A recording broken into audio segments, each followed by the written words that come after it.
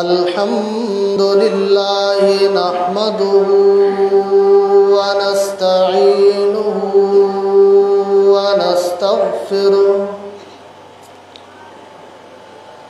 व नऊज़ु बिल्लाहि मिन शुरूरि अनफुसिना व मिन सय्यिआति अअमालिना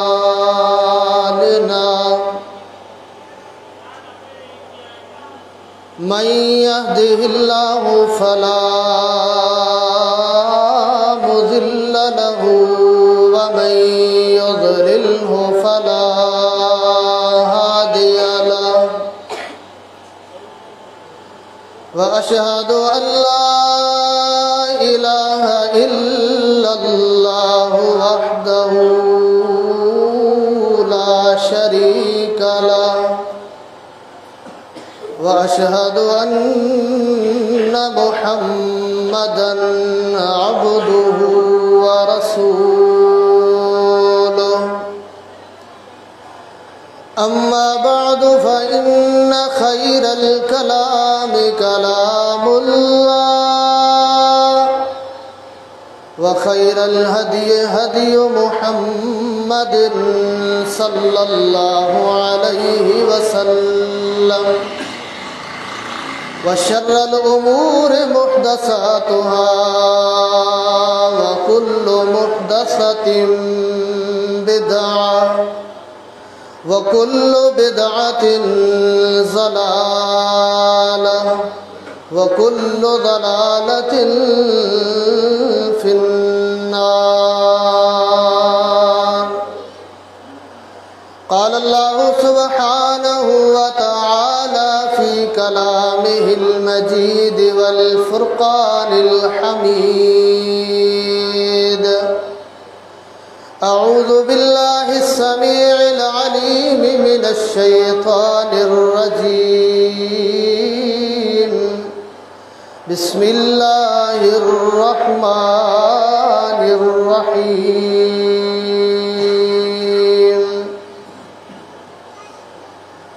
मुहम्मदुर रसूलुल्लाहि वल्लज़ीना मअहु अशिद्दाउ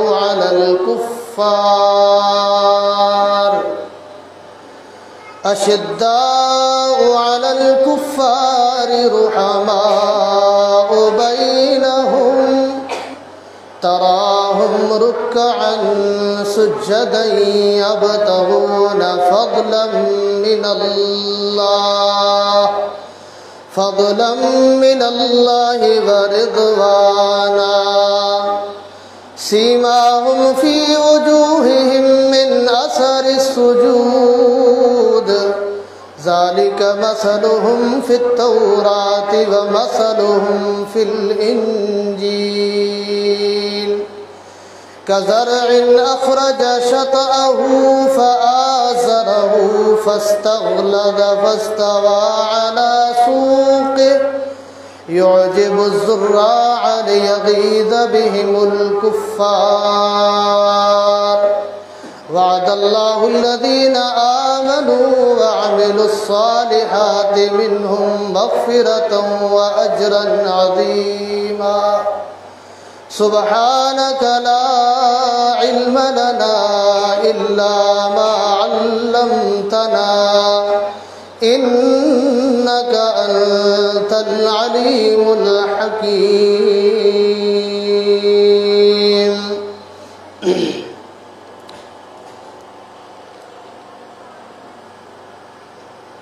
मोहतरम अज़ीज़ दोस्तों, मुसलमान भाइयों,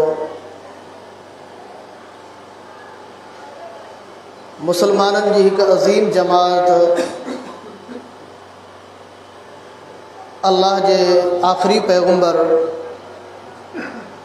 इमामुल अंबिया मुहम्मदुर रसूलुल्लाह सल्लल्लाहु अलैहि वसल्लम जे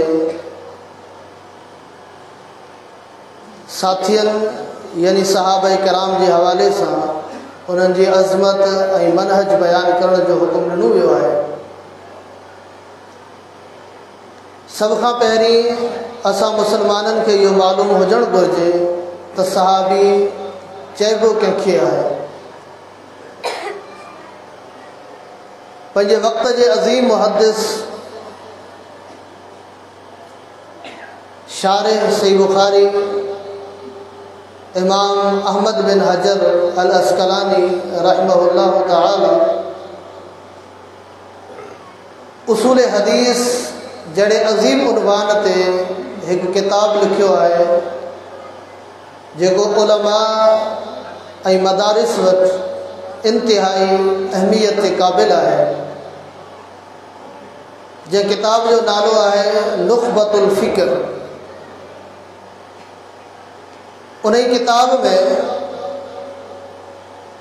सहाबी जी तारीफ़ डेफिनेशन कंदे इब्न हजर रहमहुल्लाह लिखन था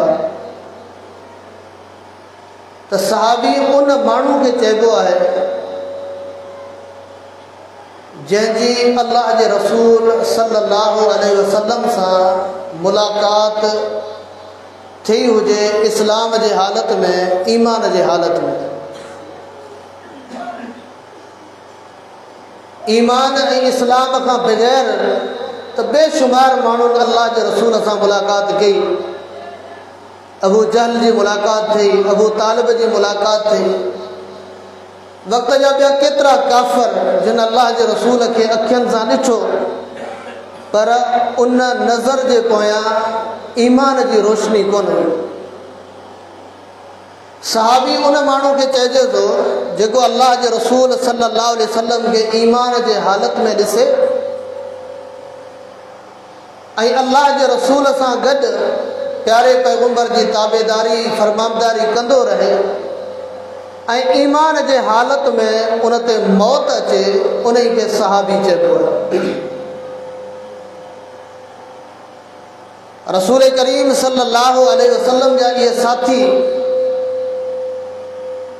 जिन अल्लाह के रसूल के ईमान के हालत में ॾिठो ऐं ईमान के हालत में दुनिया में हलिया विया, इन्हनि माण्हुनि जो वॾो मक़ाम, वॾी अज़मत, वॾो शान, वॾी फज़ीलत अल्लाह रब्बुल इज़्ज़त क़ुरान करीम में बयान कई है। ऐं रसूल रहमत सल्लल्लाहु अलैहि वसल्लम जिन उन्हनि अज़ीम सहाबा किराम के बारे में हिन उम्मत के तमाम घणो एहतियात करण जो हुक्म ॾिनो है।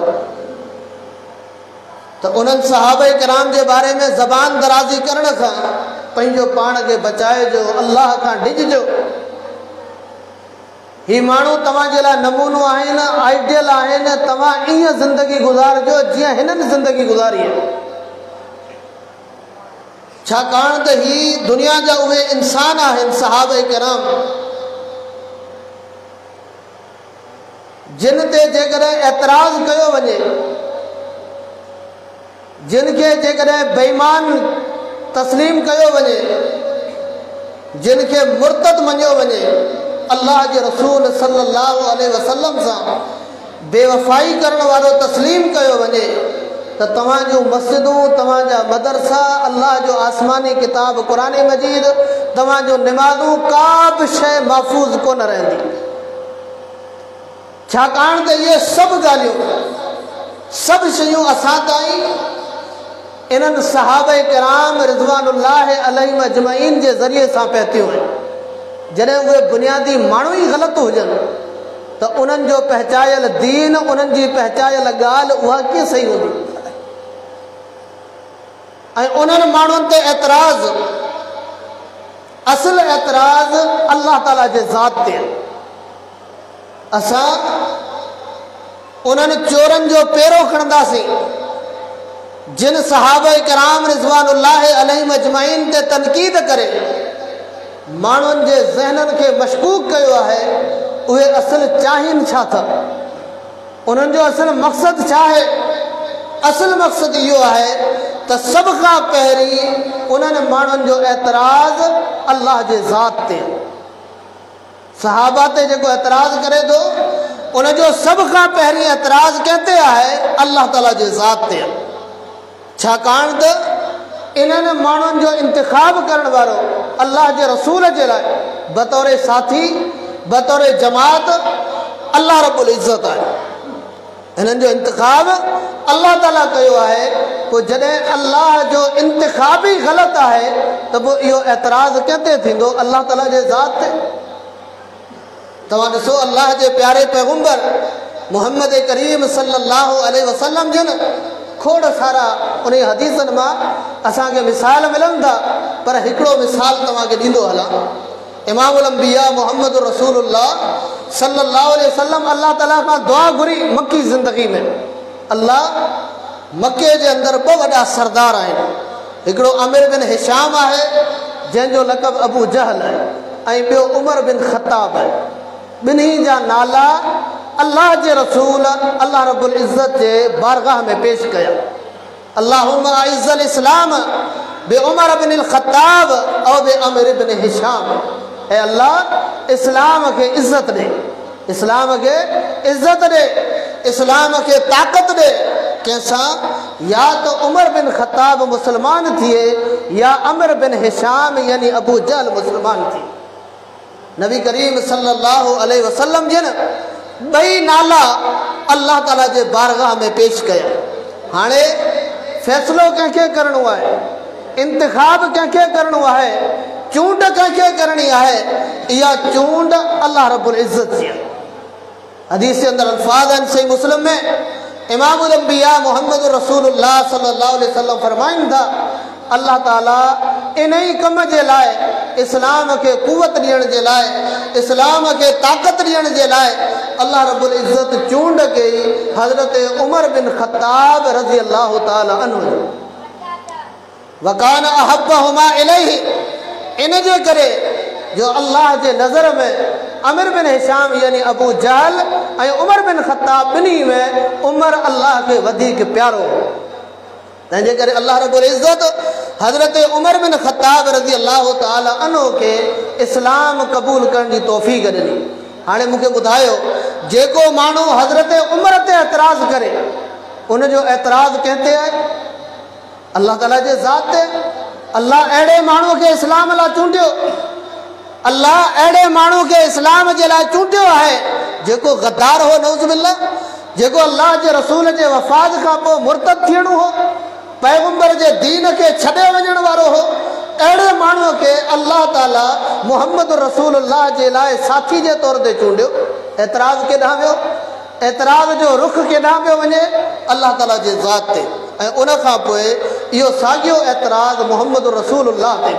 दुनिया में माण्हू त खोड़ हुआ, अल्लाह जे पैगंबर अहिड़नि माण्हुनि जा नाला छो पेश कया? त ही माण्हू असल एतिराज़ करणु चाहिनि था अल्लाह ताला जे ज़ात ते। ऐं यादि रखो, इन्हनि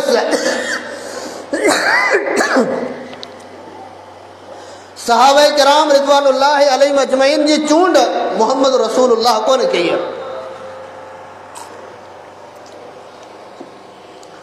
मुहम्मद रसूलुल्लाह सल्लल्लाहु अलैहि वसल्लम कोन कई आहे। हदीस जे किताब सही मुस्लिम में हदीस मौजूद है। नबी करीम सल्लल्लाहु अलैहि वसल्लम जो चाचो अबू तालिब बीमार थियो। आख़िरी टाइम आहे, आख़िरी घड़ियूं आहिनि, अल्लाह जो रसूल पहुची वियो। प्यारे पैगंबर फरमायो अबू तालिब कलमो पढ़। सिधी ॻाल्हि आहे, जेकॾहिं अबू तालिब उन टाइम ते कलमो पढ़ी वञे हा त सहाबी थी वञे हा। यानी अल्लाह जे रसूल जी ख़्वाहिश हुई त मुंहिंजो चाचो इस्लाम क़बूल करे, मुंहिंजो चाचो कलमो पढ़ी वठे, अल्लाह हिन खे सहाबी हुजण जो शरफ़ अता करे। पर इहो अल्लाह जे रसूल जे इख़्तियार में कोन हो। इहा ॻाल्हि अल्लाह जे रसूल जे इख़्तियार में कोन हुई। इमामुल अंबिया मुहम्मद रसूलुल्लाह सल्लल्लाहु अलैहि वसल्लम चवनि था, हदीस जा अल्फाज़ आहिनि, फरमाया अम्मी कुल ला इलाहा इल्लल्लाह, ओ चाचा ऐं मुहम्मद करीम सल्लल्लाहु अलैहि वसल्लम तोखे चवां थो ला इलाहा इल्लल्लाह कलमो पढ़ी वठ, अल्लाह रब्बुल इज़्ज़त वटि ऐं तुंहिंजे तरफ़ां सिफारिश कंदुसि। अबू जहल वेठो, अब्दुल्ला बिन अबी उमैया बि गॾु वेठो। ॿई क़ौमी सरदार हुआ, ॿई क़ौमी सरदार हुआ, ॿई रुकावट बणिजी विया अल्लाह जे रसूल जे दावत ऐं अबू तालिब जे ईमान जे विच में। रुकावट बणिजी विया। चवण लॻा अबू तालिब आख़िरी उमिरि में जेकॾहिं इस्लाम क़बूल कंदे, माण्हू चवंदा मौत जे डप खां इस्लाम क़बूल कयो अथसि। तंहिंजे करे पंहिंजे आख़िरी उमिरि में पंहिंजे वॾनि जो पंहिंजे अबनि ॾाॾनि जो दीन न छॾिजो। चवनि केरु पिया, यादि रखिजो, हिकिड़ो अब्दुल्ला बिन अबी उमैया ऐं ॿियो अबू जहल पियो चवे। अब्दुल्ला बिन अबी उमैया बि अबू तालिब खे रोके पियो त इस्लाम क़बूल न कजे, इस्लाम क़बूल न कजे। सही मुस्लिम जे हदीस जा अल्फाज़ आहिनि, आख़िरी टाइम ते जॾहिं साह निकिरण वारो हो उन टाइम ते बि चवे थो अला मिल्लत अब्दुल मुत्तलिब, आऊं अब्दुल मुत्तलिब जे दीन ते वञा पियो, मोहम्मद रसूलुल्लाह जे दीन ते कोन पियो वञा। यानी अल्लाह जे रसूल जी मर्ज़ी हुई इस्लाम क़बूल करे सहाबी थिए, पर अल्लाह जी मर्ज़ी कोन हुई। अल्लाह क़ुरान जूं आयतूं नाज़िल कयूं, फरमाई इन्नका ला तहदी मन अहबब्त वलाकिन्नल्लाह यहदी मन यशा। ओ मुंहिंजा महबूब मोहम्मद करीम सल्लल्लाहु अलैहि वसल्लम, जंहिंखे तूं चाहे उनखे हिदायत कोन मिलंदी, हिदायत उनखे मिलंदी जंहिंखे रब चाहे, जंहिंखे अल्लाह रब्बुल इज़्ज़त हिन दीन जे लाइ सहाबियत जे शरफ़ जे लाइ अल्लाह जंहिंखे चूंडे, अल्लाह रब्बुल इज़्ज़त जंहिंजो इंतिखाब करे उनखे हिदायत मिलंदी। ऐं मज़े वारी ॻाल्हि, अबू तालिब खे अब्दुल्ला बिन अबी उमैया चयो इस्लाम क़बूल न कजे। अबू तालिब त मरी वियो कुफ्र ते ऐं पाण मुस्लमान थी वियो, पाण छा थियो, मुस्लमान थी वियो। अबू जहल कुफ्र ते मरी वियो। अब्दुल्ला बिन अबी उमैया जे अबू तालिब खे इस्लाम क़बूल करण खां रोकियो पिए, उहो मुस्लमान थी वियो, बाद में मुस्लमान थियो, सहाबियत जो शरफ़ मिलियो, त साबित थियो त इहो इंतिखाब अल्लाह जे ज़ात जो आहे। इन्हनि माण्हुनि खे अल्लाह पंहिंजे रसूल जे लाइ चूंडियो आहे। हाणे जेको माण्हू सहाबा किराम ते एतिराज़ करे थो उनजो असुल एतिराज़ अल्लाह जे ज़ात ते, अल्लाह ताला जे ज़ात ते एतिराज़ आहे। ऐं ॿिए नंबर ते उहे माण्हू डायरेक्ट इस्लाम जी मुखालफ़त नथा करे सघनि, इस्लाम जी मुखालफ़त नथा करे सघनि। जेकॾहिं इस्लाम जी डायरेक्ट मुखालफ़त कनि था बग़ावत थिए थी। हाणे इन इस्लाम खे माण्हुनि जे दिलनि मां कढण जे लाइ या इस्लाम खे मशकूक करण जे लाइ असुल उन्हनि बुनियादी माण्हुनि ते एतिराज़ कयो वञे जिन जे ज़रिए सां ही दीन असां ताईं पहुतो आहे। जॾहिं उहे माण्हू मशकूक थी वेंदा, इस्लाम मशकूक थी वेंदो। जेके माण्हू उन्हनि जो किरदारु, उन्हनि जी शख़्सियत, उन्हनि जूं हस्तियूं उहे मशकूक थींदियूं त इस्लाम मशकूक थी वेंदो। ऐं टे नंबर ते इन्हनि माण्हुनि जो एतिराज़ अल्लाह जे रसूल ते, छाकाणि त पैगम्बर अलैहिस्सलातु वस्सलाम फरमायो बुइस्तु मुअल्लिमन, अल्लाह मूंखे उस्ताद बनाए मोकिलियो आहे। इन उस्ताद जा शागिर्द केरु आहिनि? इहे ई सहाबा किराम आहिनि, इहे ई सहाबा किराम आहिनि। माना इन्हनि माण्हुनि जी अल्लाह जो रसूल उहा तरबियत कोन करे सघियो। उस्ताद हुजण जे पेशे सां अल्लाह जे रसूल सल्लल्लाहु अलैहि वसल्लम हिकु कामयाब मौलिम कोन हो जो सुठा उस्ताद तयारु, शागिर्द तयारु करे सघे। सुठे उस्ताद जी निशानी छा आहे? महिनती उस्ताद जी निशानी छा आहे? सुठा शागिर्द तयारु कंदो। अल्लाह जो रसूल मौलिम हो, पर सुठा शागिर्द, वफ़ादार शागिर्द अल्लाह जो रसूल तयारु करे कोन सघियो। माना हिननि माण्हुनि जो सहाबा ते तनक़ीद करण वारनि जो असुल मक़सदु अल्लाह जे ज़ात ते तनक़ीद, इस्लाम ते एतिराज़, मुहम्मद करीम सल्लल्लाहु अलैहि वसल्लम जे शख़्सियत ते एतिराज़। पर हिननि जा समूरा एतिराज़ अल्लाह जे क़ुरान उन्हनि सभिनी एतिराज़नि जा चोर दरवाज़ा बंदि करे छॾिया। सहाबा किराम दुनिया जा उहे अज़ीम इंसान आहिनि जिन खे अल्लाह रब्बुल इज़्ज़त उहे इम्तियाज़ी ख़ूबियूं ॾिनियूं आहिनि। सहाबा किराम खे अल्लाह उहे इम्तियाज़ी ख़ूबियूं ॾिनियूं आहिनि जो दुनिया में कंहिं इंसान खे कोन मिलियूं आहिनि। अंबिया खे मिलियूं ऐं नबियनि खां पोइ मुहम्मद रसूलुल्लाह सल्लल्लाहु अलैहि वसल्लम जे सहाबा खे मिलियूं। तव्हां ॾिसो दुनिया में पाण उन माण्हू जी तारीफ़ कंदासीं, उन ई माण्हू जी तारीफ़ कंदासीं जंहिंखे सुञाणो, जेको दुनिया में अचे, को किरदारु पेश करे, को कमु करे ॾेखारे, को अहिड़ो बहितरीन किरदारु दुनिया जे साम्हूं पेश करे, अमल कंदो, उन खां पोइ उन जी तारीफ़ थींदी। निमाज़ पढ़ंदो, माण्हू उन जे निमाज़ जी तारीफ़ कंदा। क़ुरान पढ़ंदो, माण्हू उन जे क़ुरान जी तारीफ़ कंदा। तकरीरूं ऐं ख़िताब कंदो, माण्हुनि जे ख़िताब जी तारीफ़ कंदा। पर सहाबा किराम दुनिया जा उहे अज़ीम इंसान आहिनि जेके अञा दुनिया में आया ई कोन हुआ, इन्हनि कुझु कयो ई कोन, उन खां अॻु में अल्लाह इन्हनि जी तारीफ़ कई। न को जहाद कयो, न को निमाज़ूं पढ़ियूं, न ज़कातूं ॾिनियूं, न सदकात कया, उन खां अॻु में अल्लाह ताला इन्हनि माण्हुनि जी तारीफ़ करे छॾी। छो त रब मुस्तक़बिल खे ॼाणे थो त क़यामत ताईं छा थियणो आहे, कहिड़ा माण्हू ईंदा, कहिड़ो किरदारु पेश कंदा। ही दुनिया जा वाहिद इंसान आहिनि, दुनिया में पैदा थियण खां पहिरीं इन्हनि जी तारीफ़ थी आहे। खोलियो क़ुरान, अल्लाह रब्बुल इज़्ज़त क़ुरान करीम जे अंदरि सहाबे किराम जी तारीफ़ कहिड़नि लफ़्ज़नि में कई। फरमाई मुहम्मदुर रसूलुल्लाह वल्लज़ीना मअहू अशिद्दाउ अलल कुफ़्फ़ारि रुहमाउ बैनहुम तराहुम रुक्अन सुज्जदन यब्तगून फज़लन मिनल्लाहि व रिज़वाना सीमाहुम फी वजूहिहिम मिन असरिस सुजूद ज़ालिका मसलुहुम फित तौरात व मसलुहुम फिल इंजील। तौरात ऐं इंजील सहाबे किराम जे पैदा थियण खां अॻु में नाज़िल थिया हुआ न। तौरात इंजील सहाबे किराम खां अॻु में नाज़िल थिया, ईसा अलैहिस्सलाम दे, दाऊद अलैहिस्सलाम दे। अल्लाहु अकबर, तौरात ऐं इंजील बल्कि ज़बूर नाज़िल थियो दाऊद अलैहिस्सलाम दे। इहे आसमानी किताब अॻु में नाज़िल थिया। अल्लाह उन्हनि में मोहम्मद करीम जे साथियुनि जी तारीफ़ कई। अल्लाह उन्हनि में तारीफ़ करे छॾी अॻुवाट। फरमाई मोहम्मद सल्लल्लाहु अलैहि वसल्लम ऐं उन सां गॾु जेके उन जा साथी आहिनि, मुहम्मदुर रसूलुल्लाह वल्लज़ीना मअहू अशिद्दाउ अलल कुफ़्फ़ारि रुहमाउ बैनहुम, काफ़िरनि जे लाइ इंतिहाई सख़्त आहिनि ऐं पाण में इंतिहाई रहम दिल आहिनि। तराहुम रुक्अन सुज्जदन यब्तगून फज़लन मिनल्लाहि व रिज़वाना, उन्हनि खे कॾहिं रुकू जे हालत में ॾिसंदो, कॾहिं सजदनि जे हालत में ॾिसंदो, अल्लाह जे रज़ामंदी खे तलाश कनि पिया। सीमाहुम फी वजूहिहिम मिन असरि सुजूद, उन्हनि जे पेशानियुनि में सजदनि जे करे निशान थी विया आहिनि।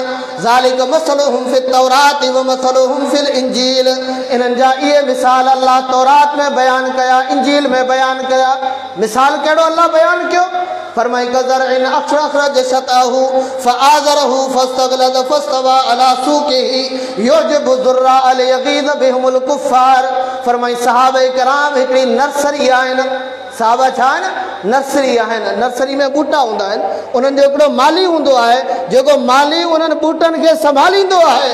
फरमाई सहाबे किराम हिकिड़ी नर्सरी जा ॿूटा आहिनि, इन्हनि ॿूटनि जो माली मुहम्मद रसूलुल्लाह आहे। इन्हनि ॿूटनि जो माली मुहम्मद रसूलुल्लाह है। उहो रसूल करीम सल्लल्लाहु अलैहि वसल्लम इन्हनि खे संभाले थो। ही ॿूटा वधंदा, बुनियाद दुनिया में पवंदो, इस्लाम में ईंदा, ताक़त वठंदा, काफ़िरनि खे ॾाढी कावड़ ईंदी। लियग़ीज़ बिहिमुल कुफ़्फ़ार, हिननि खे संभालण वारो ख़ुशि थींदो। संभालण वारो मोहम्मद रसूलुल्लाह सल्लल्लाहु अलैहि वसल्लम ख़ुशि थींदो। जीअं हारी पंहिंजी महिनत ॿनीअ में ॾिसी फसल ॾिसी ख़ुशि थींदो आहे, ईअं मोहम्मद करीम सल्लल्लाहु अलैहि वसल्लम इन्हनि खे ॾिसी ख़ुशि थींदो। अल्लाह तो फरमाए इहो इन्हनि जो मिसाल रब तौरात में बयानु कयो आहे, इंजील में बयानु कयो आहे। यानी दुनिया जा उहे इंसान आहिनि जिन खे अल्लाह रब्बुल इज़्ज़त दुनिया में पैदा करण खां अॻु में उन जी तारीफ़ कई आहे। ऐं दुनिया जा उहे वाहिद इंसान आहिनि, इम्तियाज़ी ख़ूबियूं सहाबा जूं। दुनिया जा उहे वाहिद इंसान आहिनि, उन्हनि जिन मक़सद जे लाइ, जंहिं मक़सद जे लाइ दुनिया में नेकियूं कयूं, उन्हनि जे नेकियुनि जो बदिलो अल्लाह उन्हनि खे दुनिया में ॾेई छॾियो। पाण निमाज़ूं पढ़ूं पिया, रोज़ा रखूं पिया, ज़कातूं ॾियूं पिया, सदकात ख़ैरात करियूं पिया, अल्लाह ते भरोसो आहे असांजो रब ज़रूरु असांखे उन जो बहितरीन बदिलो ॾींदो। पर ही उहे दुनिया जा वाहिद इंसान आहिनि जंहिं मक़सद जे लाइ उन्हनि दुनिया में इबादतूं कयूं, अल्लाह उहा शइ उन्हनि खे दुनिया में ॾिनी। उन जो नतीजो दुनिया में ॾिनो। इहा साॻी आयत अल्लाह ताला उन्हनि जे निमाज़नि जो ज़िक्र कयो, अल्लाह उन जे रुकू ऐं सजदनि जो ज़िक्र कयो। फरमाई छाजे लाइ रुकू ऐं सजदा कंदा हुआ? तराहुम रुकअन सुज्जदन यब्तगून फज़लन मिनल्लाहि व रिज़वाना। फरमाई अल्लाह जे रज़ा खे तलाश करण लाइ सजदा कयूं। रुकू छाजे लाइ कयूं? सजदा छाजे लाइ कयूं? त अल्लाह जी रज़ामंदी मिली वञे। पोइ हाणे छा आम इंसान वांगुरु हिननि खे इंतज़ारु करिणो आहे मौत अचे, अल्लाह ताला वटि पहुचूं, पोइ असांखे रज़ामंदी मिलंदी रब जी? न, ही दुनिया जे इंसाननि खां बिल्कुलु मुख़्तलिफ़ आहिनि। उहा शइ जंहिं मक़सद लाइ हिननि नेकियूं कयूं, इबादतूं कयूं, अल्लाह उहा शइ उन्हनि खे दुनिया में ॾेई छॾी। ऐं उहा बि क़ुरान जे अल्फाज़ में जो दुनिया जो को माण्हू शक न करे सघे। फरमाई लक़द रज़ियल्लाहु अनिल मुमिनीन इज़ युबायिऊनका तहत शजरा फ़अलिम मा फ़ी क़ुलूबिहिम फ़अंज़ल सकीनत अलैहिम व असाबहुम फ़तहन क़रीबा। अल्लाह जो क़ुरान दो फरमाए मोहम्मद करीम सल्लल्लाहु अलैहि वसल्लम जा उहे साहबी सहाबे किराम जेके बैत रिज़वान जे टाइम ते हुदैबिया जे मक़ाम ते अल्लाह जे रसूल जे हथ ते बैत करे रहिया हुआ, अल्लाह जे रसूल जे हथ ते बैत करे रहिया हुआ। हज़रत उस्मान रज़ी अल्लाह ताला अन्हु जे खून जो बदिलो वठण जे लाइ अल्लाह जे रसूल सां बैत थी रही हुई। अंदाज़ो लगायो सहाबा जो ईमान छा है, सहाबा जो मनहज छा है, सहाबा जो अक़ीदो छा है। अल्लाह जो रसूल हुदैबिया मक़ाम ते मके में पाण मोकिलियो हज़रत उस्मान खे सफ़ीर बनाए। मके मां ख़बर आउट थी अल्लाह जे रसूल ताईं पहुती हुदैबिया मक़ाम ते त हज़रत उस्मान शहीद थी वियो, क़त्ल कयो वियो। माण्हू त अॼु चवनि था मुर्दा बि ग़ैब ॼाणनि था, सुतल पीर बि ग़ैब ॼाणनि था। अल्लाह जो रसूल जागे पियो, सुतल बि कोन्हे, वफ़ात बि कोन थी आहे, ज़िंदह जीतो जागतो हुदैबिया जे मक़ाम ते इमामुल अंबिया मोहम्मद रसूलुल्लाह मौजूद आहे। अल्लाह जे रसूल खे ख़बर कोन पई त इहा मदीन मके मां जेका ॻाल्हि आई आहे इहा कूड़ी आहे या सची आहे। पाण तस्दीक करे वेही रहिया, सहाबा किराम खे घुरायूं 1400 खां 1500 माण्हुनि सां अल्लाह जे रसूल वाइदो वरितो आहे।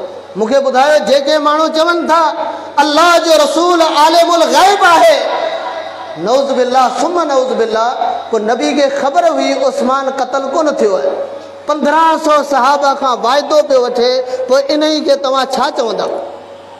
इहो त फिल्मनि में ईअं थींदो आहे, कूड़ियूं काड़ियूं माण्हू ठाहींदा आहिनि, कूड़ा मिसाल पेश कंदा आहिनि। अल्लाह जे रसूल खे ख़बर हुई ग़ैब ॼातऊं थे त मके में हज़रत उस्मान जो क़त्ल कोन थियो आहे, पोइ बि सहाबे किराम खां पाण बैत पिया वठनि? न, अल्लाह जे रसूल खे ख़बर ई कोन हुई, पाण ग़ैब कोन ॼाणंदा हुआ, तॾहिं अल्लाह जे पैगंबर सहाबे किराम खां बैत वरिती। 1400 खां 1500 सहाबा, शिया मुफ़स्सिरीन बि लिखनि था अल्लाह जे रसूल जे हथ ते बैत पिया कनि। क़ुरान उन्हनि सभिनी खे छा चयो? फरमाई लक़द रज़ियल्लाहु अनिल मुमिनीन इज़ युबायिऊनका तहत शजरा फ़अलिम मा फ़ी क़ुलूबिहिम फ़अंज़ल सकीनत अलैहिम व असाबहुम फ़तहन क़रीबा। अल्लाह राज़ी थी वियो उन्हनि माण्हुनि खां, उहा रज़ामंदी जेका रुकुअनि सजदनि सां जिहाद सां सहाबा तलाश कई, अल्लाह उहा ॾेई छॾी दुनिया में। अल्लाह राज़ी थी वियो उन्हनि माण्हुनि खां जेके हिकु वण जे हेठियां अल्लाह जे रसूल सल्लल्लाहु अलैहि वसल्लम सां बैत करे रहिया हुआ। हज़रत उस्मान रज़ी अल्लाह ताला अन्हु जे खून जो बदिलो वठण जे लाइ अल्लाह जे पैगंबर सां जेको आहे सो बैत करे रहिया हुआ। रब जे क़ुरान जा अल्फाज़ केॾा अज़ीम आहिनि। अल्लाह सिर्फ़ु इन्हनि जो ज़ाहिरी हथ रसूल जे हथ ते ॾिसी तारीफ़ कोन कई आहे त हिननि जा हथ पैगंबर जे हथ ते पिया आहिनि, तंहिंजे करे हिन जी तारीफ़ करे छॾियूं था। पाण ज़ाहिर ॾिसंदा आहियूं, माण्हू निमाज़ पढ़े पियो, अदा सुठो माण्हू आहे, उनजी अकेलाई छा आहे, उनजे दिलि में छा आहे, पाण खे का ख़बर कोन्हे। अल्लाह फरमायो न, ऐं अलीमु बेज़ात सुदूर आहियां, बाने जी सिर्फ़ु ज़ाहिरी नेकी ॾिसी तारीफ़ कोन कंदो आहियां, बाने जी सिर्फ़ ज़ाहिरी नेकी ॾिसी तारीफ़ रब कोन थो करे। अल्लाह उन जी तारीफ़ कंदो आहे जंहिंजे दिलि में बि उन शइ जी मोहबत हुजे। फरमाई फ़अलिम मा फ़ी क़ुलूबिहिम व अंज़ल सकीनत अलैहिम व असाबहुम फ़तहन क़रीबा। अल्लाह उन्हनि जे दिलियनि खे ॾिठो त हिननि जे दिलियनि में मुहम्मद रसूलुल्लाह सां वफ़ादारी केतिरी आहे, अल्लाह जे पैगंबर सां जेको ई वाइदो कनि पिया, जान ॾियण जो वाइदो पिया कनि, का मामूली ॻाल्हि कोन्हे। इन वाइदे में ही केतिरा सचा साबित थींदा, केतिरा वफ़ादार साबित थींदा। रब जो क़ुरान थो फरमाए अल्लाह उन्हनि जे दिलियनि जे हाल खे ॾिठो, पोइ अल्लाह उन्हनि जी तारीफ़ कई। रब्बुल आलमीन फरमायो अल्लाह इन्हनि खां राज़ी थी वियो हलियो जिन अल्लाह जे रसूल सां बैत कई आहे। फ़अलिम मा फ़ी क़ुलूबिहिम व अंज़ल सकीनत अलैहिम व असाबहुम फ़तहन क़रीबा। ऐं वेझी फतह जो अल्लाह इन्हनि सां वाइदो कयो। ही उहे इंसान आहिनि जेकी दुनिया में कयो अल्लाह जंहिं मक़सद लाइ नेकी कयो अल्लाह उन्हनि खे उहो मक़सद ॾेई छॾियो। किथे रब जे क़ुरान फरमायो वसाबिक़ूनल अव्वलून मिनल मुहाजिरीन वल अंसार वल्लज़ीन तबऊहुम बिइहसान रज़ियल्लाहु अन्हुम वरज़ू अन। फरमाए मुहाजिरनि जी जमात अंसारियुनि जी जमात जेके नेकी जे कम में अॻिराई करण वारा आहिनि, जेके उन्हनि जे नक्शे क़दम ते हलंदा अल्लाह उन्हनि खां राज़ी थी वियो। अल्लाह उन्हनि खां राज़ी थी वियो। रब उन्हनि जे नेकियुनि जी रिज़ल्ट नतीजो क़ुरान में छो ॿुधायो? अल्लाह खे ख़बर हुई, रब ग़ैब ॼाणे थो, मुस्तक़बिल जा हालात ॼाणे थो। रब खे ख़बर हुई दुनिया में अहिड़ा बदनामे ज़माना पैदा थींदा जेके अल्लाह जे रसूल सल्लल्लाहु अलैहि वसल्लम जे सहाबा किराम जे किरदार ते तनक़ीद कंदा, किरदार ते तनक़ीद कंदा। सिर्फ़ इन हद ताईं न, तव्हां हदीस किताबनि खे पढ़ो, सही बुखारी खे, ॿियनि किताबनि खे। अल्लाह पंहिंजे रसूल खे घुरायो आसमाननि ते, अल्लाह पंहिंजे रसूल खे आसमाननि ते घुराए जन्नत जा महल ॾेखारिया जेके सहाबा किराम लाइ तयारु थिया आहिनि। सहाबा किराम लाइ तयारु थिया त हिननि माण्हुनि नेकियूं कयूं, अल्लाह हिननि जो नेकियूं क़बूल कयूं, अल्लाह हिननि खे जन्नत ॾिनी आहे। जन्नत जा महल मोहम्मद करीम पंहिंजे अखियुनि सां अची दुनिया वारनि खे ॾिसी ॿुधायो। हज़रत उमर रज़ी अल्लाह ताला अन्हु जो महल जन्नत में ॾिसी आयो आहियां।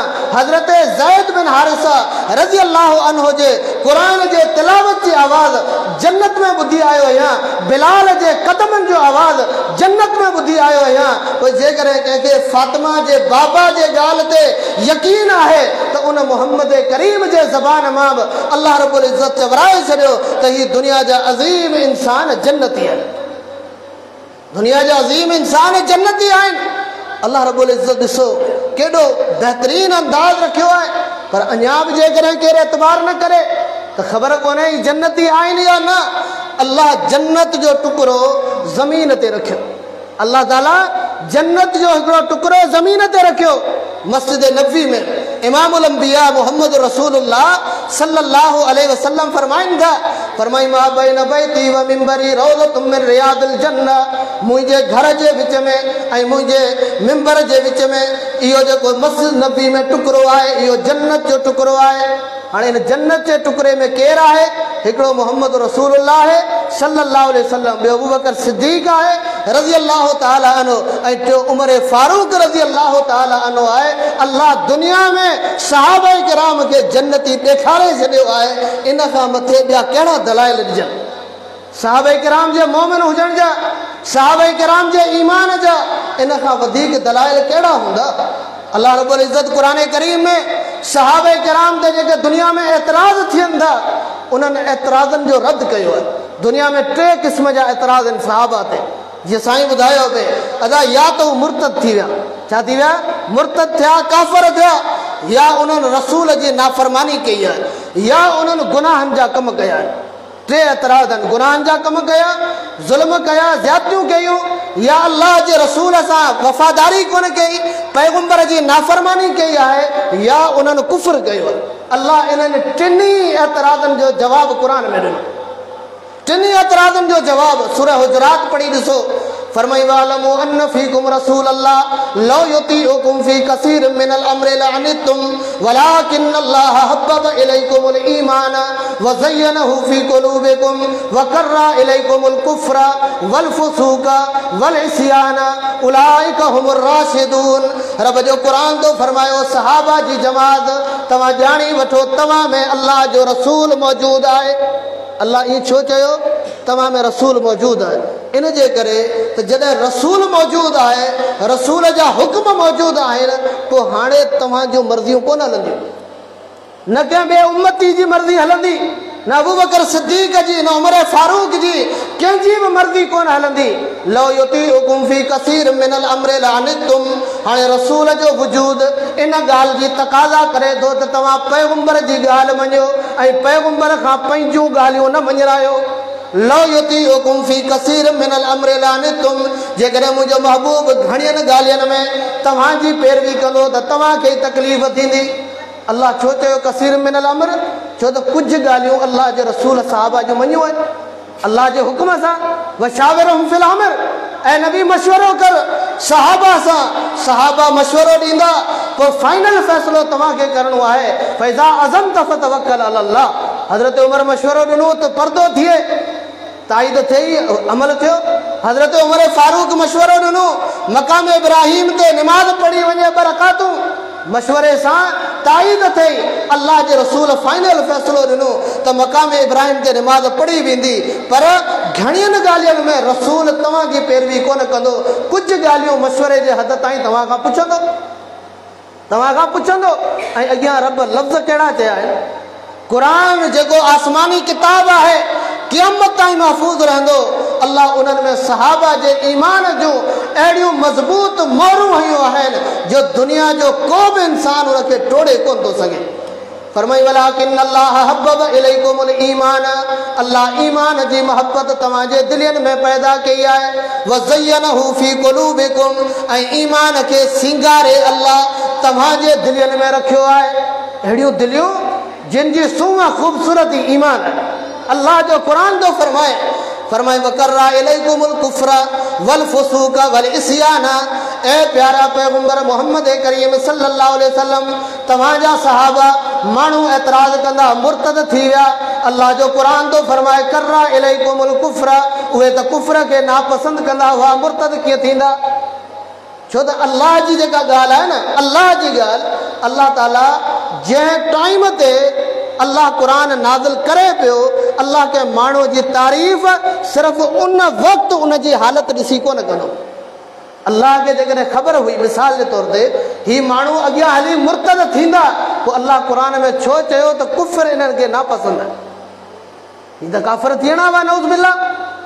ही नाफ़रमानी खे पसंदि करण वारा हुआ न। कर्रा इलैकुमुल कुफ्र वल फुसूक वल इस्यान, कुफ्र सां जेको आहे नफ़रत हूंदी, नाफ़रमानियुनि सां नफ़रत कंदा। फिस्क ऐं फुजूर जा जेके बि कम आहिनि उन्हनि सभिनी सां हिननि खे नफ़रत हूंदी। उलाइक हुमुर राशिदून। रब जो क़ुरान थो फरमाए इहे हिदायत याफ़्ता आहिनि। किथे क़ुरान चयो उलाइक हुमुल मुमिनून हक़्क़ा, इहे सचा मोमिन आहिनि। केरु? मुहाजिर सहाबी, अंसार सहाबी, ॿिन्ही जमातनि जो ज़िक्र करे रब्बुल आलमीन फरमाए उलाइक हुमुल मुमिनून हक़्क़ा, ये पक्का ऐं सच्चा मोमिन आहिनि। किथे रब क़ुरान में फरमायो उलाइक कतब फी क़ुलूबिहिमुल ईमान। अल्लाह हिननि सां ईमान जी एग्रीमेंट करे छॾी आहे। पाण का शइ वठंदा आहियूं दुनिया में, प्लाट वठंदासीं, किथे का क़ीमती शइ वठंदासीं, इंस्टॉलमेंट खां वञी एग्रीमेंट कराईंदासीं त ॻाल्हि मज़बूत थी वञे। रब जो क़ुरान थो फरमाए हिननि सां ईमान जी एग्रीमेंट थियल आहे, ईमान लिखियल आहे, अल्लाह मुआइदा वरिता आहिनि। रब्बुल आलमीन हिननि जे दिलनि में ईमान लिखी छॾियो आहे। पोइ जेकॾहिं ही मुर्तद थियणा आहे नऊज़ बिल्लाह, पोइ अल्लाह ईमान अहिड़ो कमज़ोर लिखियो जो पैगंबर जी वफ़ात थिए ऐं ईमान मिटिजी वियो। कंहिं ते एतिराज़ आहे क़ुरान ते? कंहिं ते एतिराज़ आहे सहाबा किराम रिज़वानुल्लाह अलैहिम अजमईन ते एतिराज़? अल्लाह जे ज़ात ते एतिराज़ आहे? ही उहे दुनिया जा अज़ीम इंसान अथव। अल्लाह अकबर। माण्हू जन्नत जे लाइ दुनिया में सभु कुझु कनि था, पर अल्लाह हिननि खे पंहिंजे रज़ा जहिड़ी नामत, जन्नत, उहा दुनिया में ई अल्लाह रब्बुल इज़्ज़त जन्नत खां वॾी नामत पंहिंजी रज़ामंदी उन्हनि खे दुनिया में ॾेई छॾी। रिज़वानुल्लाह अकबर, अल्लाह जी रज़ामंदी हर शइ खां वॾी आहे, उहा अल्लाह रब्बुल इज़्ज़त सहाबा किराम खे दुनिया में ॾेई छॾी। सहाबा दुनिया जा उहे अज़ीम इंसान आहिनि। अॼु जो मवाली, सिगरेट नोशी करण वारो, ठरो ऐं चर्स पीअण वारो, अल्लाह जे रसूल जे सहाबा ते एतिराज़ करे। रब हिननि माण्हुनि जे लाइ एतिराज़ ज़बान सां छा, सिर्फ़ु चेहरे ते मामूली नाराज़गी जा आसार, उहो चेहरो जेको मोहम्मद रसूलुल्लाह जो, उन चेहरे ते बि मामूली नाराज़गी जा आसार अल्लाह बर्दाश्त कोन कया आहिनि। अंदाज़ो लॻायो, तव्हां क़ुरान खोलियो, क़ुरान जे 30 सिपारे जी सूरत अबस व तवल्ला, अल्लाह रब्बुल इज़्ज़त जो प्यारो पैगंबर मोहम्मद करीम सल्लल्लाहु अलैहि वसल्लम, कुरैश जा वॾा सरदार, उहे चवनि था असीं तव्हांजी ॻाल्हि ॿुधंदासूं, असां सां गॾु वियो, मुज़ाकरात करियो, ॻाल्हियूं करियो, मीटिंग करियो, पर असांजो हिकिड़ो शर्त आहे त तव्हांजा जेके ग़रीब साथी आहिनि इहे असां वॾेरनि सां गॾु न वेहनि, असां वॾेरनि सां गॾु न वेहनि, असीं तव्हांजी ॻाल्हि ॿुधंदासूं। अल्लाह जो रसूल फरमायो ठीकु आहे, कोन वेंदा, इन नियत सां त काश अल्लाह इन्हनि खे हिदायत ॾेई छॾे। साहब किराम कुरैश जा सरदार वेठा आहिनि, अल्लाह जो रसूल वेठो आहे, ॻाल्हियूं हलनि पियूं। तेसि ताईं हिकिड़ो सहाबी आयो जेको अखियुनि सां नाबीन आहे, अब्दुल्लाह बिन उम्मे मक्तूम रज़ी अल्लाह ताला अन्हु। अब्दुल्लाह बिन उम्मे मक्तूम आयो, नबी करीम सल्लल्लाहु अलैहि वसल्लम जिन अब्दुल्लाह बिन उम्मे मक्तूम खे ॾिसी पंहिंजे चेहरे ते नाराज़गी जा आसार आंदा, नाराज़गी ज़ाहिर कई त मुंहिंजी त हिन सां ॻाल्हि थियल आहे, त इन क़िस्म जो को माण्हू पाण जे गॾिजाणी में कोन ईंदो। हीअ अब्दुल्लाह बिन उम्मे मक्तूम अची वियो आहे। हिते हिकिड़ी सोचण जी ॻाल्हि आहे त जेकॾहिं अल्लाह जो रसूल सल्लल्लाहु अलैहि वसल्लम चेहरे ते जेके आसार आंदा नाराज़गी जा, अब्दुल्लाह बिन उम्मे मक्तूम त नाबीन हो, उन ॾिठा त कोन। नबी साईं ज़बान सां कुझु कोन चयो त अब्दुल्लाह बिन उम्मे मक्तूम तूं हिते छो आयो आहीं, तोखे अचणो कोन हो, मुंहिंजी हिननि सां ॻाल्हि थियल आहे, उन शर्त जे ख़िलाफ़ तूं मजलिस में छो आहे। अब्दुल्लाह बिन उम्मे मक्तूम आयो, अल्लाह जे रसूल ज़बान सां कुझु कोन चयो, सिर्फ़ु चेहरे ते नाराज़गी जा आसार आंदा जेके अब्दुल्लाह बिन उम्मे मक्तूम ॾिठा ई कोन, जो दिलि में दुख थिए तकलीफ़ थिए, पर रब त ॾिठा पिए न आसमाननि ते, अल्लाह त ॾिठा पिए। रब फरमायो, पैगंबर जी इस्लाह कई, फरमाई बिस्मिल्लाहिर रहमानिर रहीम अबस व तवल्ला अन जाअहुल अमा वमा युद्रिका लअल्लहु यज़क्करु औ यख्शा। ए मुंहिंजा महबूब मोहम्मद करीम सल्लल्लाहु अलैहि वसल्लम, तव्हां पंहिंजे चेहरे ते नाराज़गी जा आसार आंदा आहिनि, नाराज़गी ज़ाहिर कई आहे, व तवल्ला ऐं मुंहुं फेरियो आहे कंहिंखां, अब्दुल्लाह बिन उम्मे मक्तूम खां, अन जाअहुल अमा, इन जे करे जो कि नाबीन सहाबी तव्हांजे मजलिस में आयो आहे, तव्हांखे कहिड़ी ख़बर, जिन जे हिदायत जो जज़्बो खणी तव्हां जिन सां गॾु वेठा आहियो, इहे हिदायत कोन पिराईंदा, इहे नसीहत कोन वठंदा, नसीहत पिराइण वारो त अब्दुल्लाह बिन उम्मे मक्तूम आहे। इन जे लाइ चेहरे ते नाराज़गी जा आसार न आहिनि। मूंखे ॿुधायो, अल्लाह नबी जे चेहरे ते सहाबी जे लाइ नाराज़गी जा आसार बर्दाश्त न करे, हिन 14वीं सदी जे मवाली जे दिलि में सहाबा किराम जे लाइ बुग़्ज़ हुजे, पोइ उन सीने खे अल्लाह सज़ा दुनिया में ॾींदो या कोन? पंहिंजो पाण खां ॾेराए छॾींदो, पाण पियो पंहिंजे सीने में कुटींदो, छो त जे सीने में बुग़्ज़ सहाबा आहे, इहा अल्लाह जे तरफ़ां सज़ा आहे, अल्लाह जे तरफ़ां सज़ा आहे। अल्लाहु अकबर। क़ुरान करीम जी सूरह मुनाफ़िक़ून पढ़ी ॾिसो, ही केॾा दुनिया जा अज़ीम इंसान हुआ।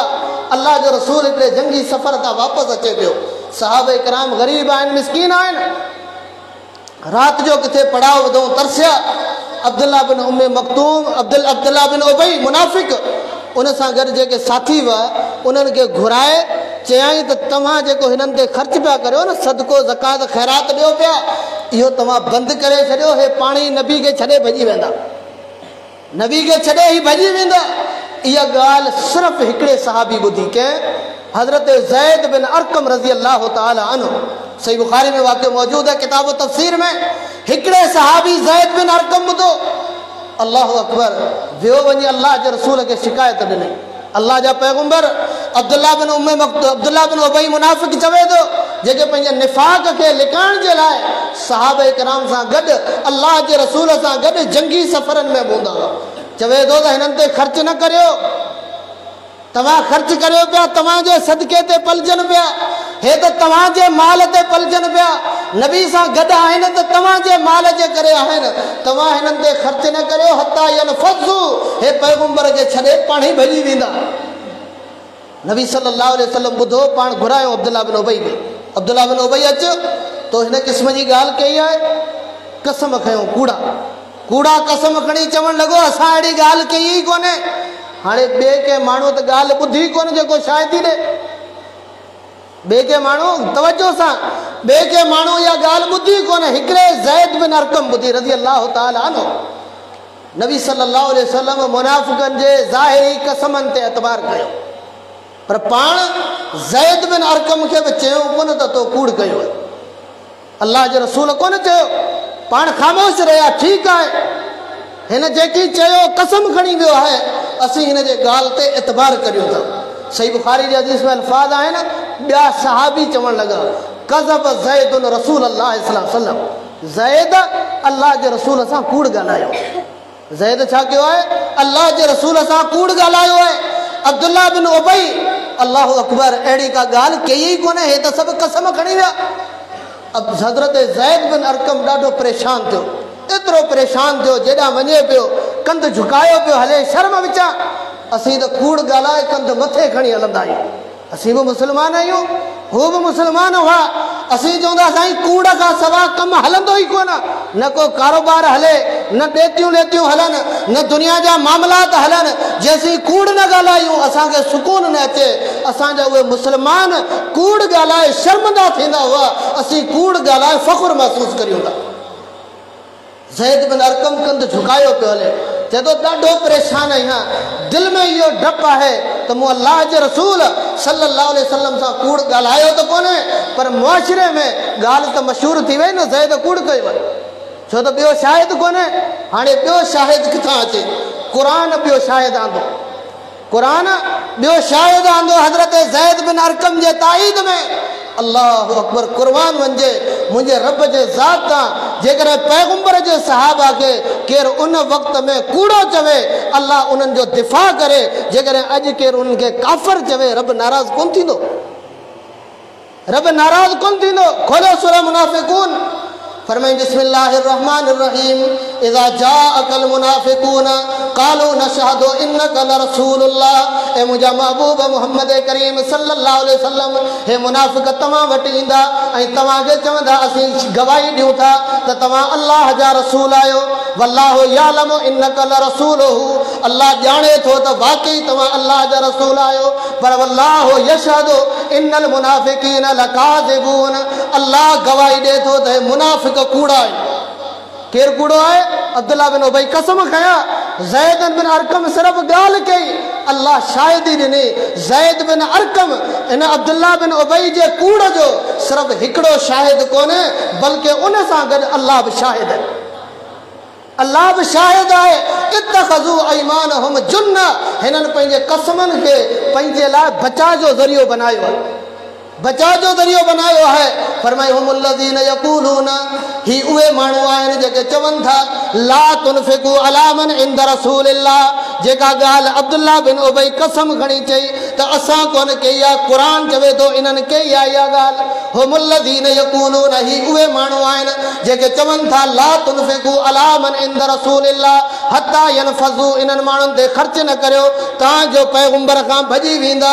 अल्लाह जो क़ुरान थो फरमाए, ओ मुनाफ़िक़नि जी जमात, तव्हां सम्झो था सहाबा जी रोज़ी असांजे हथ में आहे, असीं पिया खारायूं न? तव्हां सम्झो था अल्लाह जे रसूल जे साथियुनि जी रोज़ी तव्हांजे हथ में आहे? न न, वलिल्लाहि ख़ज़ाइनु समावाति वल अर्ज़ वलाकिन्नल मुनाफ़िक़ीन ला यफ़क़हून, आसमान ज़मीननि जा ख़ज़ाना अल्लाह जे हथ में आहिनि। जेकॾहिं तव्हां हिननि ते ख़र्च करणु बंदि करे छॾियो, अल्लाह हिननि खे रोज़ी ॾींदो। ही उहे माण्हू आहिनि जेके चवनि था लयुख़रिजन्नल अअज़्ज़ु मिनल अज़ल, हे मदीने पहुचनि त हिननि खे इज़त वारा हिननि ज़लीलनि खे मदीने मां कढी छॾींदा। अब्दुल्ला बिन उबई ॿी ॻाल्हि इहा कई, अल्लाह रब्बुल इज़्ज़त फरमायो तव्हां सम्झो था असां वटि माल आहे, असीं ख़र्च करियूं था, हे ग़रीब आहिनि उन जे करे इज़त वारा असीं आहियूं। अल्लाह वटि इज़त जो मयार माल कोन्हे।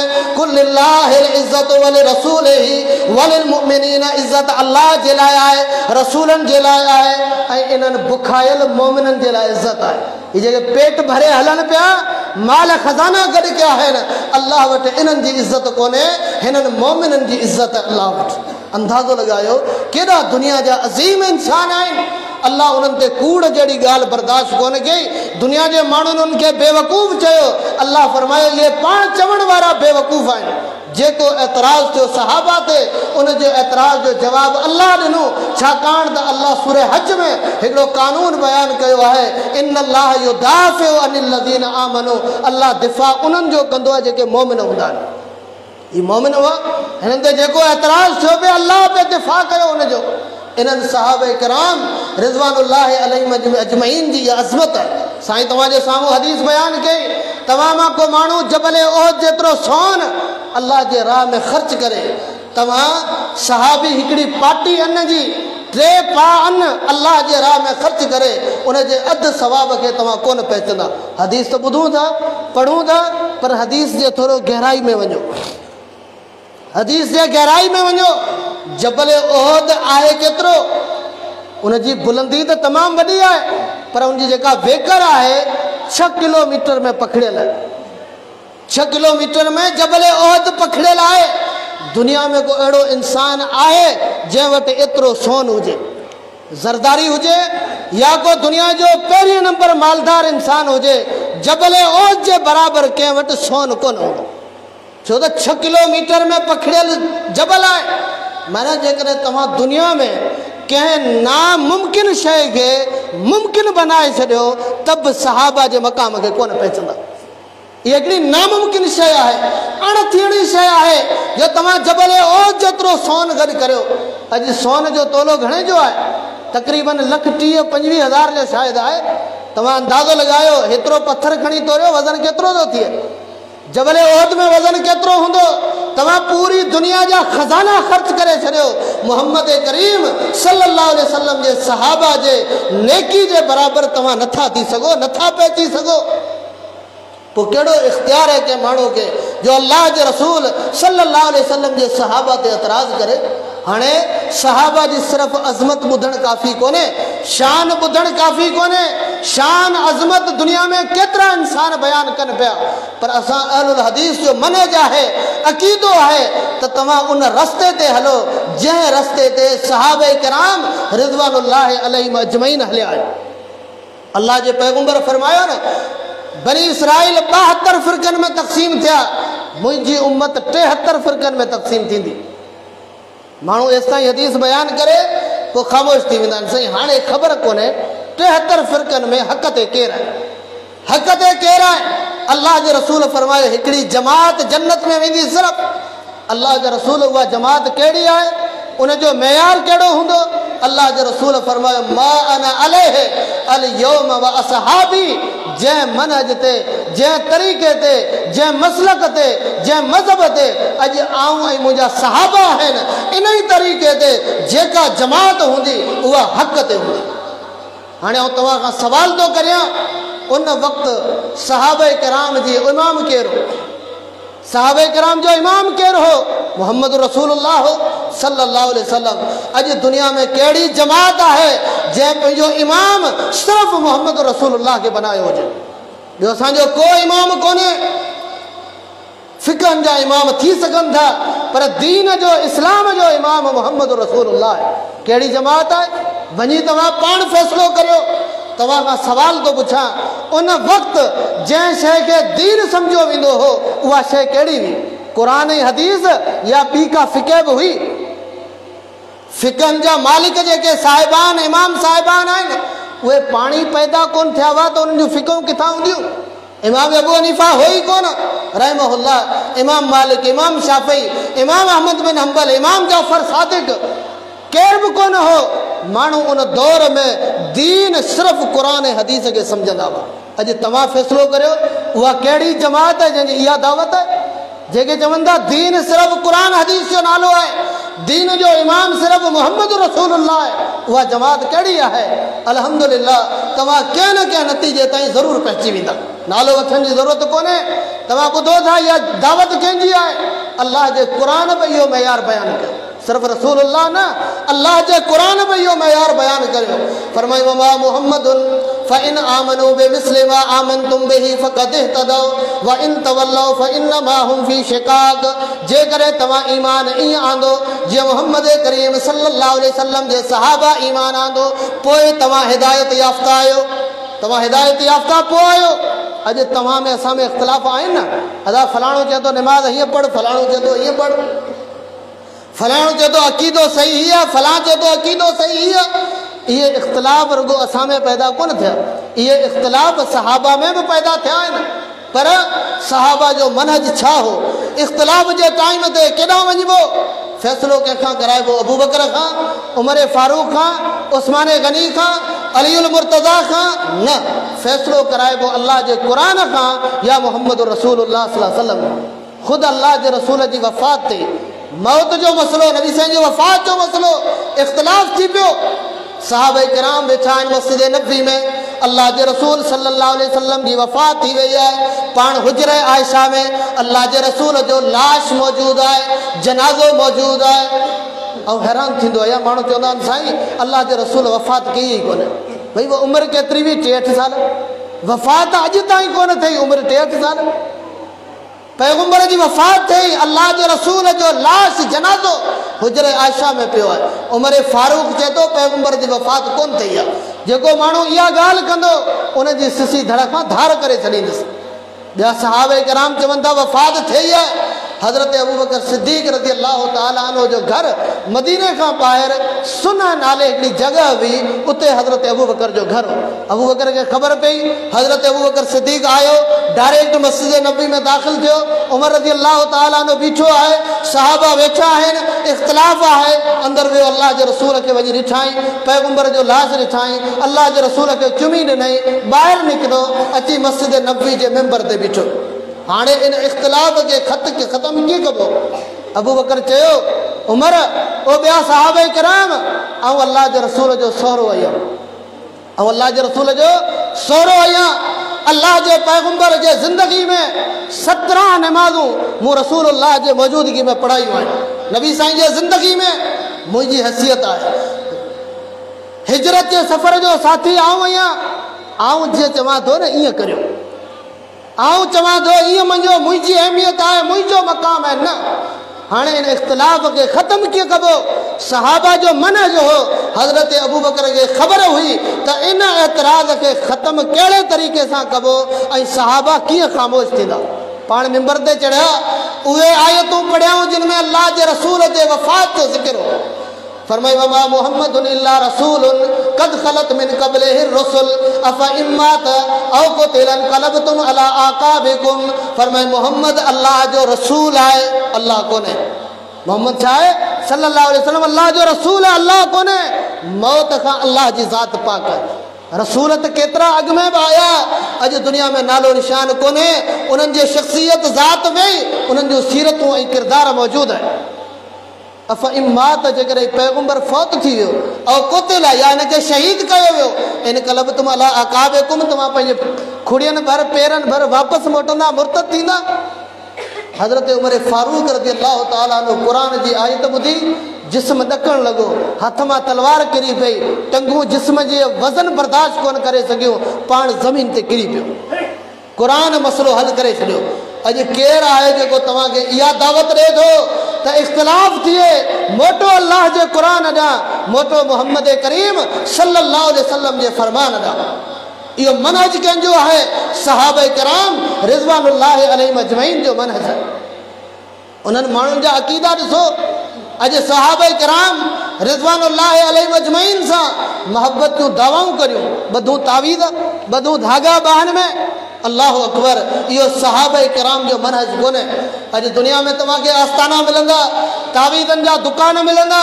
तव्हां मदीने में हिकिड़ो दुकान साबित करियो को अबू बकर सिद्दीक़ खोलियो हुजे, उमर फारूक खोलियो हुजे। छा उहे वज़ीफ़ा जेके अल्लाह जे रसूल खां उन्हनि डायरेक्ट सिखिया, उन्हनि में तासीर कोन हुई? क़ुरान जो इल्मु उन्हनि सहाबा खे कोन हो, बल्कि सहाबे किराम रिज़वानुल्लाहि अलैहिम अजमईन जो मनहज आहे त इहे तावीज़, इहे धागा उन्हनि टोड़े उछलाए छॾिया आहिनि। इहो सहाबा जो मनहज अथव। अब्दुल्ला बिन मसूद रज़ी अल्लाह ताला अन्हु पंहिंजे घरवारी खे ॾिठो, ॿाह में धागो ॿधो पियो। चई छो ॿधो अथई? चई अखि में सूर हो, हिकिड़े यहूदी खां पढ़ायमि, हाणे जॾहिं धागो ॿधां थी तॾहिं सूर ख़तमु थी वञे थो। पाण बि चवंदा आहियूं तावीज़ असीं इन जे करे ॿधंदा आहियूं, फ़ाइदो थिए थो। फ़ाइदे जे करे हराम हलाल कोन थींदो। हिकिड़ो उसूल यादि करियो, फ़ाइदे जे करे हराम हलाल कोन थींदो। चोर चोरी करे अचे थो, फ़ाइदो त उनखे बि थिए थो न। चांहि कारी पियो पीए, बच्चा वीचारा लस्सी लाइ सिकनि पिया, राति जो कंहिंजी सुआ में खोले आयो, ॿिए ॾींहुं मखण सां मानी पिया खाइनि। फ़ाइदो त थियो, पर चोरी जाइज़ त कोन थिए न। फ़ाइदे सां हराम हलाल कोन थींदो। अल्लाह अकबर। हज़रत अब्दुल्ला बिन मसूद छा फरमायो?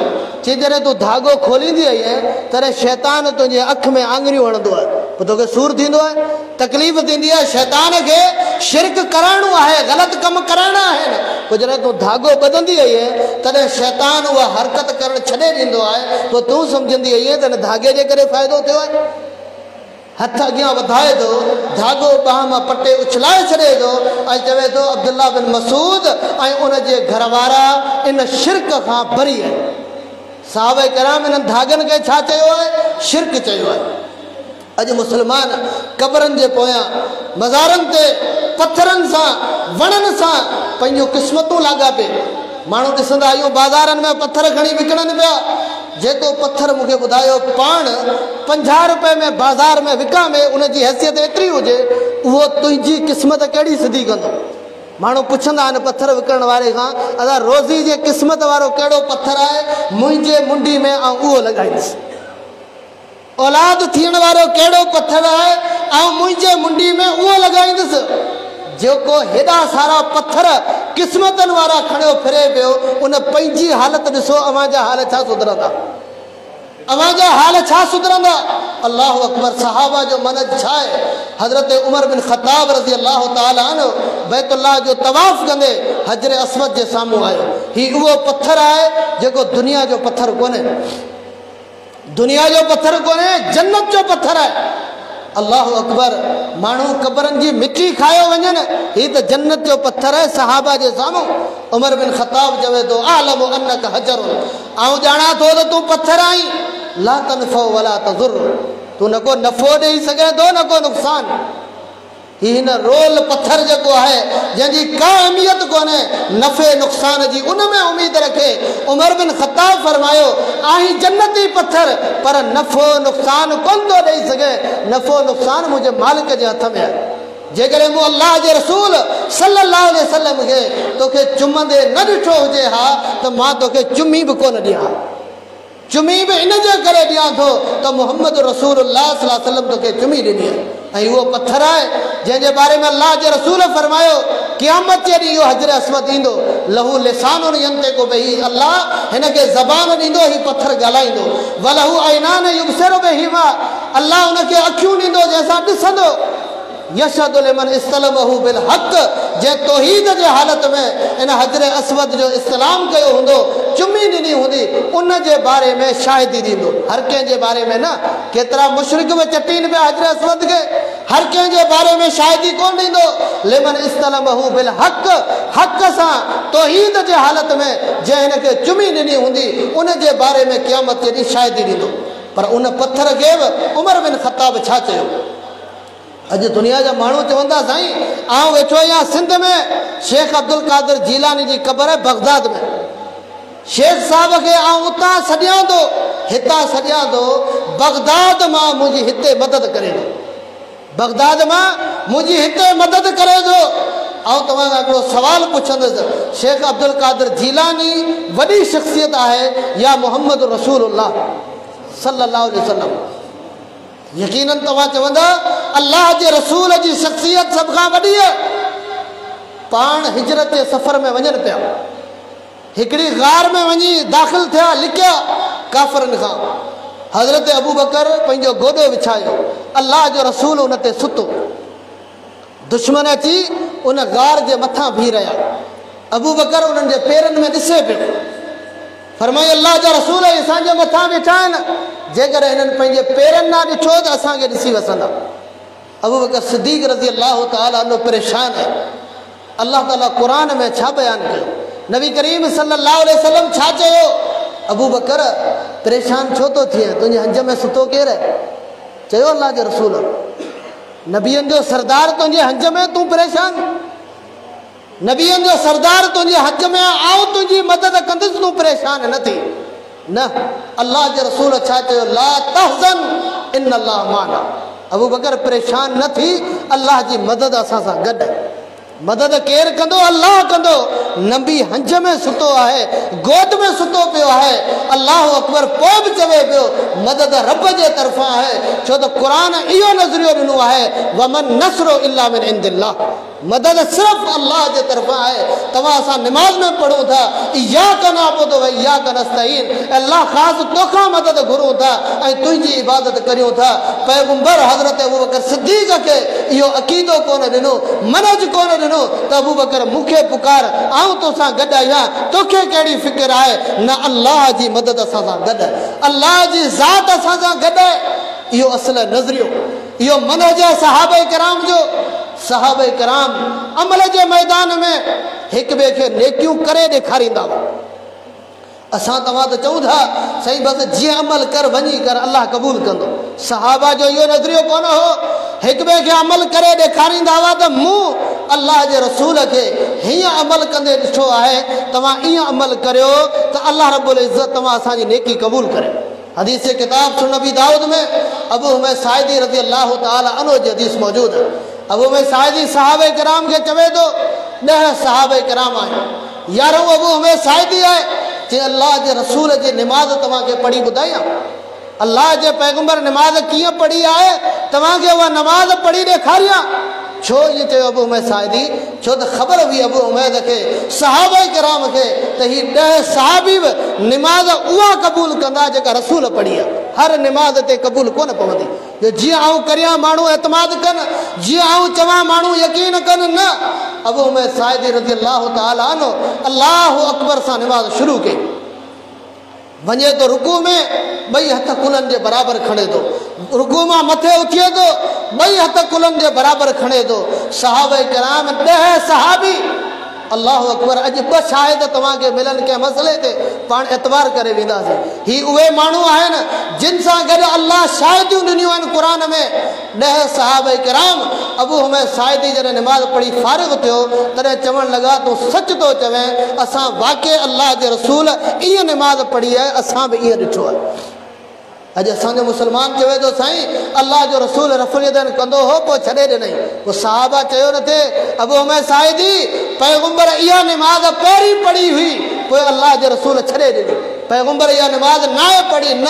10 सहाबे किराम उहे 11 अबू हुमैद साइदी तस्दीक़ करे थो त मुहम्मद करीम सल्लल्लाहु अलैहि वसल्लम उहा निमाज़ पढ़ी आहे। अॼु सहाबा जी निमाज़ पढ़ण असीं तयारु आहियूं? अॼु असां मुहम्मद करीम सल्लल्लाहु अलैहि वसल्लम जी निमाज़ पढ़ण लाइ तयारु आहियूं? असां चवंदासीं इन मसइले जी एतिरी अहमियत ई कोन्हे जेतिरो तव्हां ॿिया ज़ोर ॾियो हिन ते। रफ़ुल यदैन अहिड़ो को मसइलो कोन्हे जेतिरो एतिरो ज़ोर ॾिजे। अदा जेतिरो असीं ज़ोर ॾेई ॿुधायूं था तव्हांखे ताक़ीद सां अल्लाह जे पैगंबर जे सहाबा इन खां वधीक इन मसइले ते ज़ोर ॾिनो आहे। उहो शायदि तव्हां खां बि बर्दाश्त न थिए। खोलियो जुज़ रफ़ुल यदैन इमाम बुखारी जो किताब। अब्दुल्लाह बिन उमर रज़ी अल्लाह ताला अन्हु माण्हू खे ॾिसंदो निमाज़ पढ़े पियो, रफ़ुल यदैन कोन थो करे, नंढड़ी ककरी खणी करे उनखे हणंदो हो, चवंदो अल्लाह जा बाना रफ़ुल यदैन निमाज़ में कर, रुकू में वञण वक़्तु पंहिंजा 2 हथ कुलनि जे बराबरि खण, रुकू मां उथे तॾहिं बि खण। इहा अल्लाह जे रसूल जी सुन्नत आहे। माना ये सुन्नत सहाबा वटि एतिरी अज़मत वारी हुई जो न करण वारे ते सहाबा एतिरी सख़्ती कंदा हुआ जो उनखे पथरियूं हणंदा हुआ। ऐं अॼु असां चयोसीं इहा सुन्नत मिड़े ई आहे साईं, न कई त बि निमाज़ थी वेंदी, केरु करे न करे हर कंहिंजी मर्ज़ी आहे। सहाबा किराम अल्लाह जे रसूल जे सुन्नतनि खे एतिरी अहमियत ॾींदा हुआ। इहो सहाबा जो मनहज आहे, सहाबा जो अक़ीदो आहे। सहाबा किराम रिज़वानुल्लाहि अलैहिम अजमईन पंहिंजे ज़ाती राय खे पोइते रखंदा हुआ, अल्लाह जे रसूल सल्लल्लाहु अलैहि वसल्लम फरामीन खे अॻिते रखंदा हुआ। इन जे करे क़ुर चयो फ़इन आमनू बिमिस्लि मा आमनतुम बिही फ़क़द इह्तदौ। जेकॾहिं तव्हां ईमान ईअं आंदो जीअं सहाबा किराम आंदो पोइ तव्हां हिदायत वारा आहियो। हाणे सहाबा जे मनहज खे ॾिसो ऐं पंहिंजे नज़रियनि खे सहाबा जे मनहज ते परखे ॾिसो त हक़ छा आहे। अल्लाह